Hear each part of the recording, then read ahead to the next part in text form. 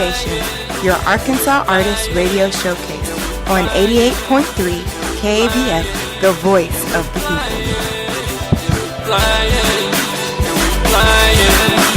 Girl, pack the bag, let's take a trip. Brand new scene, escape the skits, the trials and trips and make you sick. Stay a while or make it quick.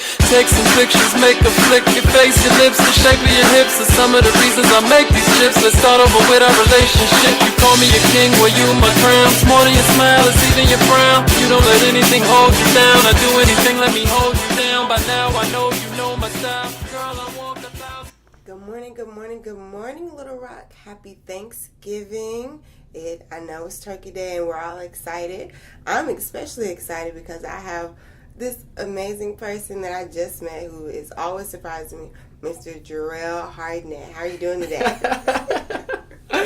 Good morning. I'm doing very well. I just got done working out with my play auntie this morning at 5:30. So that's... It's pretty early, but you're making room, making sure you stay fit. I'm trying to Turkey stay Day. fit. Yes. So you can eat extra. See. I'm trying to burn the calories off now so I can fill it back up on it later. So what do you got planned for today? Gosh, well, like I said, this morning I got up early around 5:30 and went to go work out. Later on today, after we get done with this, I'm just going to go around some people's houses because I'm hungry. And I know a lot of people are cooking, so be ready for me to knock on your door because I'm coming. And, of course, I'm going to go back over to my mom's house and get my sweets. Of course, you got to get mama's cooking. You know, what is your favorite holiday treat? My mom, she makes a pecan pie, and I love it. Now, she can make a seafood gumbo also, but she kind of cheap. And she said, you going to help me buy the stuff? I'll make it for you, but... pecan pie, I love it when she makes it for me each year. So that's a delight. Not a big fan of pecan, but my absolute favorite is definitely sweet potato pie. See, me and you can get down then, because Grandma makes sweet potato pie. Okay. Your Grandma makes sweet potato pie, and then she make her cheesecakes too. Oh, it's over. See, it's over. You may just come with me then. Come to the house. Anyway, Jerrell here is all over the media, but coming in January. Yes, January. We're going to be looking at you on the television, yes? Yes, ma'am. You're an up-and-coming television personality. Tell us a little bit about that. Well, it started, I started having first of all, when I first graduated from college, I wanted to go into broadcasting. I started off at Arkansas State University, and I went into broadcasting, and it was kind of cool. Then I matriculated down here to Little Rock. I was able to snag up an internship with former news anchor Pamela Smith from KATV, and she taught me a little bit more about the news industry and broadcasting. And I sat and thought about it for a day. I'm like, yeah, I don't want to do news stories no more. I mean, it's fun, and it's very entertaining and very insightful, but I want to do something a little bit different. So I said, why not do a talk show? Okay. And I started going down this path and meeting with various people, making various connections, and one thing led to another. Now you're going to be seeing the Jerrell Hardnett show coming in January. Awesome. And how are we going to be able to see that?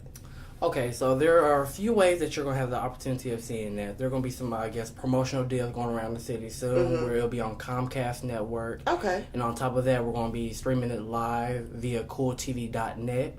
And that's where people, if you want accessibility of watching it from your iPad, laptop, or even your cellular device, you can. Or you just go to Comcast and watch me. Okay. So you're going to be on Comcast. You're going to be on cooltv.net. Because, you know, most of us and, of course, YouTube. On YouTube. Yes, ma'am. And is that going to be Jerrell Hardnett Show? The Jerrell Hardnett Show. Just type it in on www.youtube.com and just type in Cool TV. Ha! I'll think my network. Type in Jerrell Hardnett Show in the search bar. And, of course, you'll be able to find me. I mean, there's nothing mean Jerrell Hardnett. Yeah, it's really not. So, say I want to come see you in person on the show. Is that possible? Yeah, this is an all-out talk show. This is not something that you're just going to have the luxury of just watching me on TV, but I'm going to have a live audience, which I'm slightly nervous. Nervous just a little bit, because, I mean, I take that back. It's like a fun nervous, if you will. So it's like excited? It is. Okay. I'm very excited because I'm only 22 and I'm starting my own talk show. And it's just...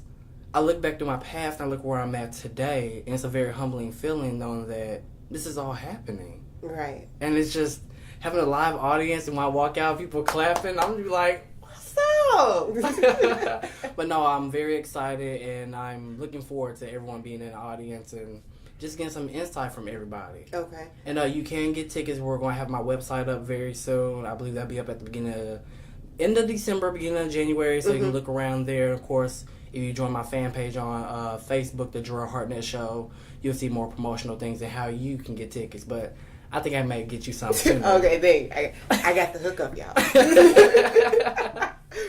But, okay, so what is the Jerrell Hardnett Show? What is it about?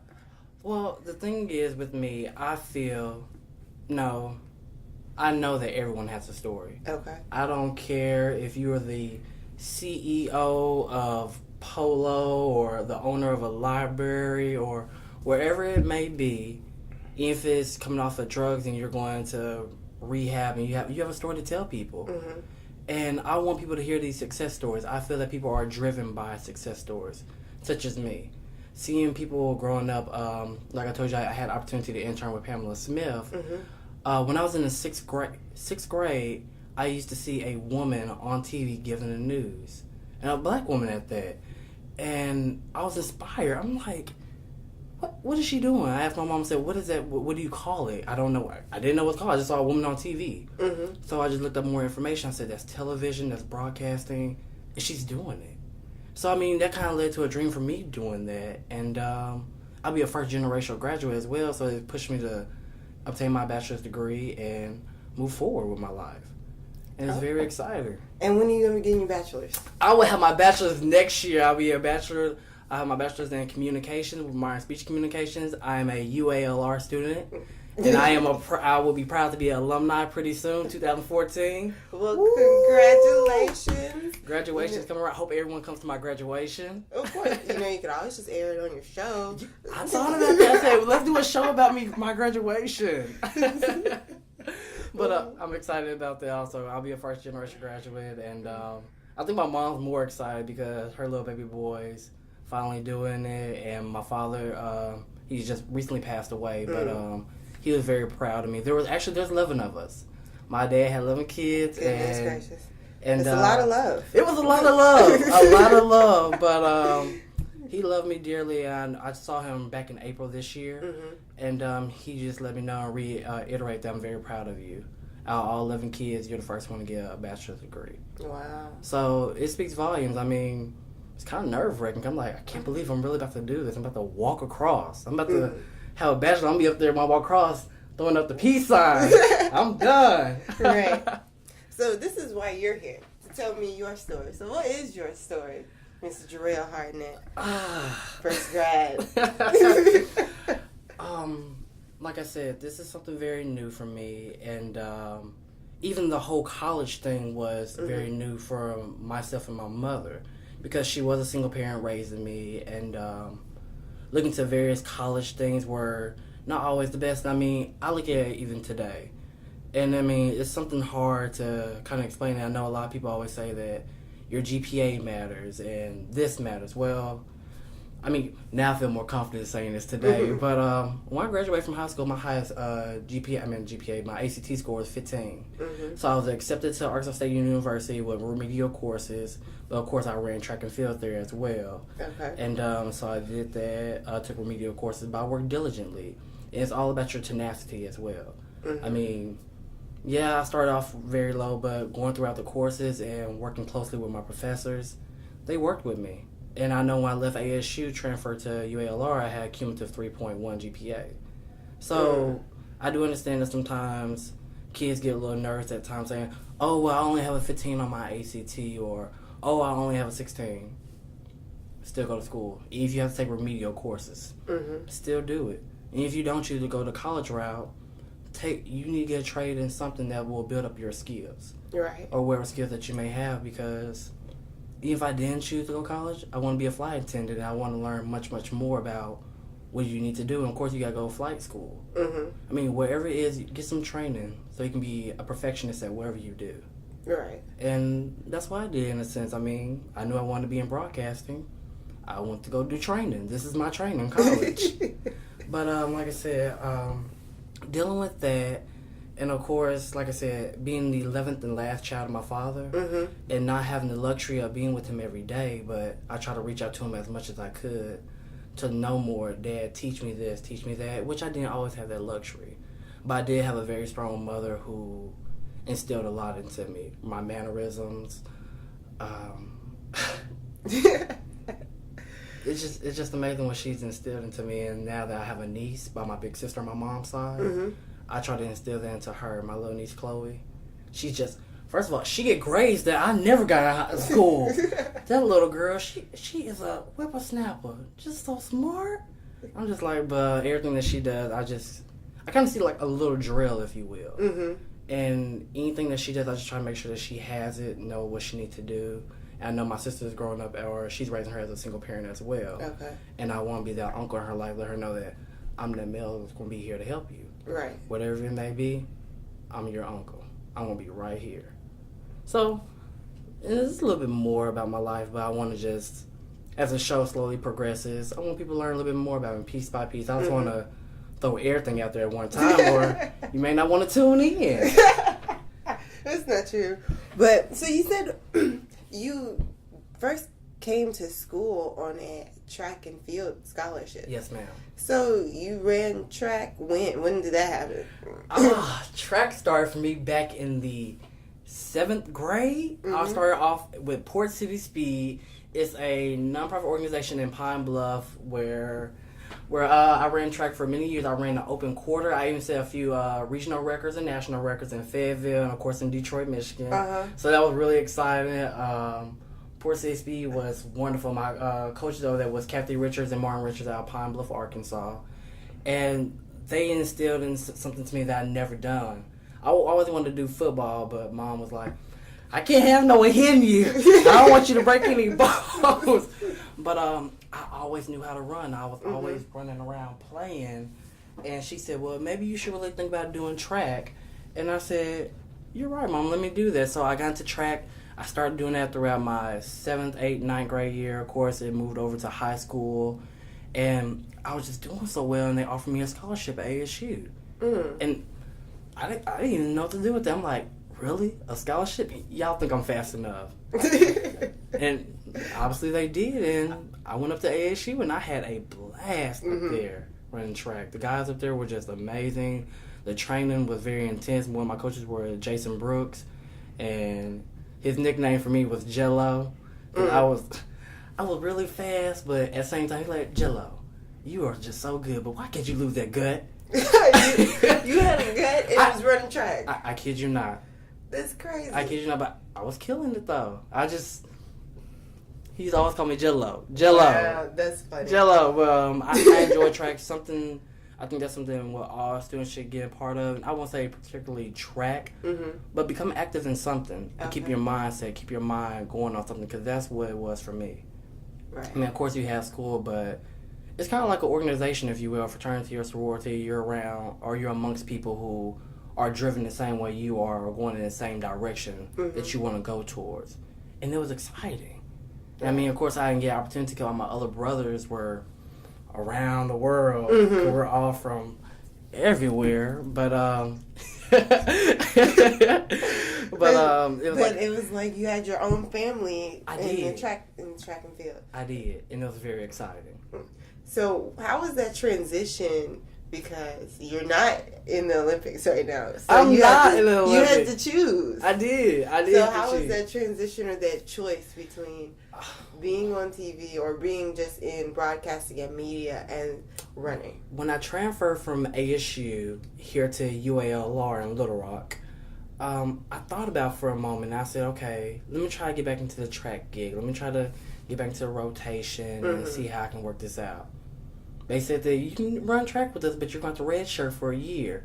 I was like, oh no. Redshirt? Redshirt, that's another thing, as if like for football you have to sit out for a year or you won't attain any scholarships for it right now. Okay. At ASU I was getting a scholarship. Here I'll be running just for running sake. Just running sake. And I'm thinking to myself, no, I need scholarships because I don't want to take out any loans. Right. So I decided, okay, well, let me look into something else. And when I got here, actually, I started majoring in PR, Strat Comm. So I went over from broadcasting to Strat Comm so I can learn more about doing the PR side of companies and various things like that. And I can still move over into the broadcasting side. Mm-hmm. But throughout that, I was working for Dr. Cal T. Miller with his play productions here in Little Rock. Yeah. And he did last year, Count a Hot Tin Roof by Tennessee Williams. Mm-hmm. And throughout working for him, I bumped into Pamela. And then after that, one thing just led to another. I mean, it just, I feel like it was in divine order, if you will. Right. Everything was happening, and I didn't even know. It's like literally, this person came into my life, the next person came into my life, and things started working out. So I feel that God really had a plan for everything that I was doing. I just had to just build up, work every step of the way, and it started happening. So I'm just excited. That's beautiful. And I'm excited for you. I am just ready. I'm ready for next year. I'm ready for everyone to tune in. I'm ready to give these tickets out. I'm ready to bring something new to Little Rock. This is something new. Of course, you have the opportunity, of course, coming on your show and speaking about great things such as my talk show, but to actually give someone an opportunity to sit down and the show's just 30 minutes per day. 30 minutes per week. We're doing one show per week now. Because I still am in school, so I have to stay focused on my studies right now. Right. But still, once a week, you get to come and have an opportunity to sit down, discuss your life, discuss your talents, discuss your success. Mm-hmm. Let these people know in our own community, what did you do? Right. Because I personally want to know. Because I'm still growing and I'm still learning. There's so much that I don't know. And just hearing what people go through and how they're still standing is just... My first guess, when I bring that individual to you all, you're just going to be... I'm just kidding. You won't tell... Can you tell me? Can I get a guess? What do they do? Something. My first guess is so inspirational. It's a woman. Okay. I would give you that. It's a woman. It is a woman. And when I say she's a powerhouse, get ready. She's a powerhouse. And I cannot wait to give her story because it's going to be amazing. It's just going to be amazing. And I mean, I had the opportunity to sit down and kind of, that's what I like to always do, kind of sit down, kind of, if you will, pre-screen them. And just kind of sit down and get to know who your guest is. I don't want to bring someone just on the set and we just start talking. Right. I want to get to know you. I want to sit down and have a discussion. Let's sit at Starbucks. Let's talk. Because I want to get to know you. Because when we get ready to do this interview live, I want to get the real you. I want to understand. Right. I want to understand where you come from. I mean, how can you just sit here? How can you just sit here and do something if you don't understand what they're going through? Or you're not even able to relate back to what they went through? Right. I know even for me and my mother, there were so many times my mother's on the poverty level. She worked at Payless making $160, $170 a week. And she had me to live with. And mind you, I was a big eater. My metabolism especially with that gut and you running. I'm telling you. But the thing is, my mother, she sacrificed. And she worked diligently. And she even had to work in Little Rock sometime and drive back to Pine Bluff just to make sure I was taken care of. Right. So, by her sacrifices and me watching her do what she did while I was growing up, it was very inspirational. And I just see other people who go through these things and hearing their stories. Oh, we got to hear this. We got to. Yeah. And you'll wonder why that person worked so hard, or why that person sings so hard, or why they work so hard in their career to build up their establishments or their businesses, or even their different niches. And I love it. It's just so inspirational. And see, I can't wait to figure out why you started your talk show today. I can't wait to bring you on my show. Well, that's not my turn just yet. So for those who do want to come and actually see the show in person, where is that going to be at? Okay, so it's the old Union Building down. Well, not old, but old to me, I guess. But it's in the Union Building, right next door to the Bank of America building. Okay. We're on the 19th floor. 19th floor. And they're actually working on the set right now. Oh. It's exciting. Yeah. You're going to have to send us pictures so we can put it up on the Facebook and website, of course. I'm going to love to do that because I was up there the other day, actually, and just to be up there on the 9th floor, you can see all of West Little Rock, all out there near the Arkansas River. I'm just thinking to myself, this is beautiful looking at all these planes. And I'm a proud Arkansan. I am. This is beautiful. But we will be up there on the 19th floor on the Union Building. And it's exciting. I can't wait for you to get tickets. Come on up there and come see the show. Of course. So So now you're about to graduate from University of Arkansas Little Rock with a bachelor's in communications. Yes, ma'am. And you have your own television show. What's next? What are you gonna do? I'm looking. I don't know if this is kind of corny in this, Mm-hmm. but I'm looking to be a guest on the Queen Latifah show. Really? Mm-hmm. I would love to meet her. I would love to meet her. You know, ever since Oprah Winfrey has left a vacuum in, I guess, daytime talk shows. Yeah. She left it wide open for a lot of other people to start coming up, which Queen Latifah, I do feel she's filled that void for that. And I'd love to be a guest on her show one day. And hopefully, if I don't get the opportunity to own my own network, I would love to be on the Oprah network. Okay. I do. That's the OWN network. Own network. Yes. But I would love to do that. Yeah. I think that would be exciting, but I think even when you say what's next, I think when you go into an industry such as the media, there's things that are happening 24/7. I mean, I'm setting up my job, if you will, right now. My team, oh my gosh, I have such an awesome team who work for me. I have one woman named by Delisa Hunter, and she actually worked for Tyler Perry for quite some time. She did all their hair and makeup, so if you look at the credits, you will see her name come across there. But she actually does my makeup for my team. I have Courtney Hinton, who's my photographer for the team. Great woman. She takes all my pictures, and I have Dr. Cal T. Miller. He's working for me. He helped me with my script writing. My manager, of course, Stephanie, she assists me with getting all my booking and helped me with a few things in that area as well. Okay. But I have a large team who hopefully I'll be able to create jobs for them. And, of course, as my company grows larger, I want more people to come. Definitely. And I mean, that's a magnitude in itself to have the opportunity to even create a job for somebody. I never even thought that, if you will, being an entrepreneur now. Right. Because that's entrepreneurship where you're creating jobs, kind of managing, facilitating, and I never did I think within my 22 years of life right now I would be doing this. But now that I am, this is beautiful. Yeah, definitely. Not many people can say that I'm 22. Not only am I a first college grad, but I'm also about to create my own career. When you put it in perspective. That's quite an accomplishment. I can't believe this is actually happening. I mean, this is just... You're here. This is real. This is real. And this is going to be really exciting. And okay, I will tell you this one person I want him as my guest. Okay. I want this person as my guest. And his name is Dr. Glenn Anderson. Okay. He teaches at the university at UALR. And I was speaking with a few people the other day. And I think that he'll be so amazing to interview. He's the first deaf black person with a PhD in the United States. Really? Yes. And I took his course, and I never knew that. That he was deaf or that he was the first? Well, I knew he was deaf.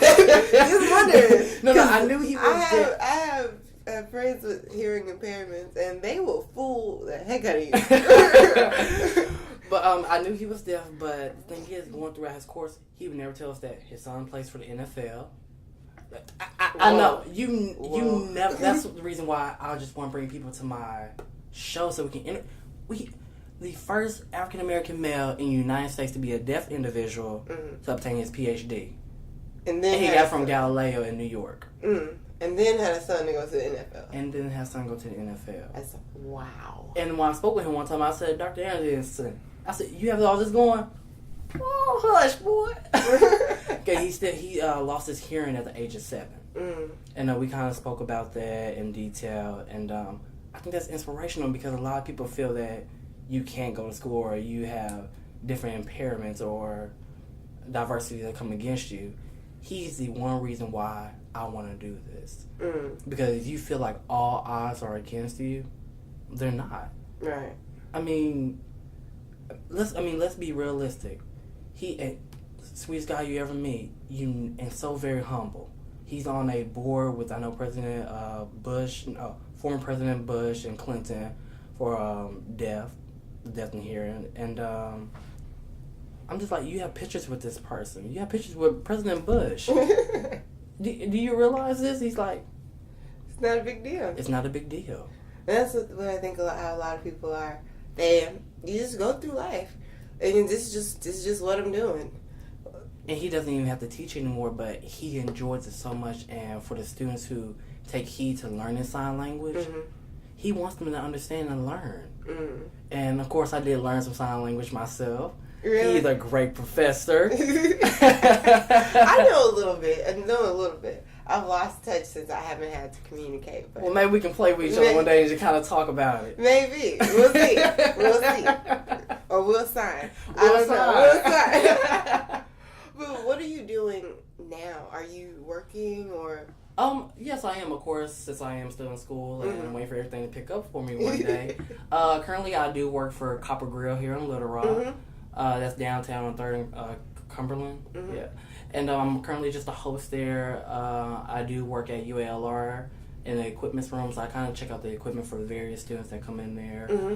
And that's it. And then, oh, God. Of course, with 15 hours going to school, that's not always the easiest thing on earth to do, but... Aren't you also working with the food bank? I am. I work for a nonprofit. Actually, what I do is I'm their Twitter admin. Okay. So what I do with their nonprofit is I do a call to action, give various quotes, and give people ideas of what's going on here in our Little Rock area. Mm-hmm. And work for a nonprofit has been the most enriching thing for me. I never worked for a nonprofit. I never volunteered to that capacity. Mm-hmm. And having the opportunity to work for the Arkansas Food Bank this year has opened up my door, opened my eyes to there's a greater need here in Little Rock. There's a greater need for people to volunteer. And a lot of people don't think that they need to volunteer or it's not. Oh, it's just poppycock. I'll sit here and waste an hour sitting here text messaging a friend of mine where there's someone right outside my door who needs assistance. Mm-hmm. One of the main things that the Arkansas Food Bank need right now is peanut butter.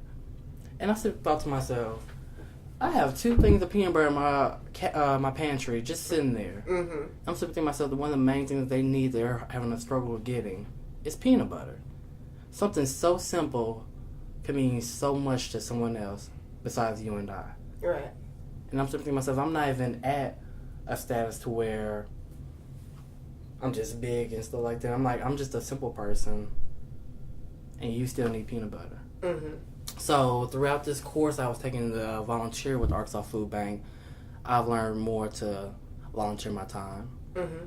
I want to volunteer for various organizations now, such as during my course I learned more about Our House. Okay. I never knew about Our House. I stayed down the street from Arkansas Dreams. Mm-hmm. I did not know anything about it. And I feel that I passed it every day. Mm. And I just looked at it and think, oh, that's a nice little location. Arkansas Dream Center.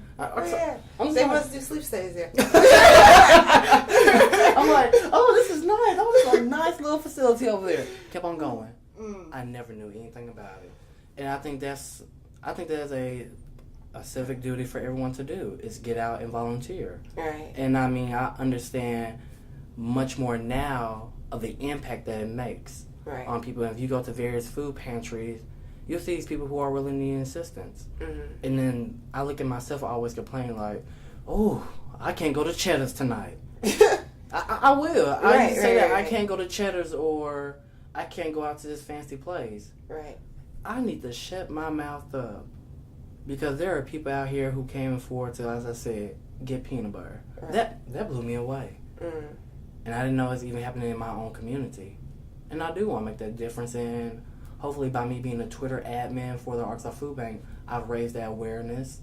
And I do feel like I have made a difference. I've seen people come out to various events. We had the chili cook-off a few months ago, and I was there with Paula Dean. She's the outreach coordinator there. Mm-hmm. And wait. Paula Dean? No, not Paula Dean. Oh, okay. Paula Dean. Oh, Deans. Okay. Just making sure. I'm like, wait a minute. Paula Dean is doing stuff at Paula Deans. Paula Deans. Okay. Paula Deans. She's the outreach coordinator for the Arkansas Food Bank, and I went out there to take various pictures, and I saw people coming together, just have a chili cook-off, and people came out there and showed their support, and they donated. And I mean, I helped raise that awareness. I put various things on their Twitter page so that people will know about that, and I'm still doing it for them. Right. And I love it. It's not something that it feels like a job, but it's something that I'm raising awareness and making people conscious of what's going on. Mm-hmm. And I'm going to keep on doing that. Right. And as much as they need me, I'm right here. Awesome. So let's just quickly, we're almost out of time. We can find, you'll be online and on TV. Yes, ma'am. In January. Yes, ma'am. The Jerrell Hardnett show. Yes, ma'am. But in the meantime, we can follow you on Facebook. Yes, please follow me on Facebook. My fan page on Facebook is The Jerrell Hardnett Show. Mm-hmm. And of course, if you want to be my friend on Facebook, it's just Jerrell Hardnett. Because I want to get to know everyone. I mean, I would like to know who's all like my page. Right, of course. I mean, I want to know that, but if you don't mind, please just go like my fan page. Because I would like to get it above 500 before December. I'm at 351 right now, so almost there. I'm past 50%. Yes. So I'm good. But yes, ma'am. And then also on Twitter and Instagram. Maybe on Instagram, what's called news. The Jerrell Show. Okay, it's the Jerrell Show on Instagram. If you like to follow me on Instagram, you get to see my life up close, if you will. Of course, Twitter is just J_Hardnett, and the YouTube page is just Jerrell Hardnett. And of course, you get to go to cooltv.net, and that's where you actually see all the live streaming, see shows that you may not have the opportunity to see that day. And other great things that are coming up, and other teasers. And I actually have some great investors in the show, so you may want to stay tuned because you may win a trip somewhere. Oh! But we're going to leave that for the show when it comes on. We'll leave it for the show. Well, we'll be great to see you in January. Right around the corner, right after the holidays.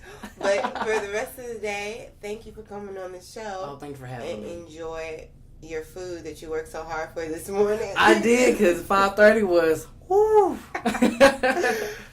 All right, and happy Thanksgiving to you, Little Rock, and we'll talk to you later.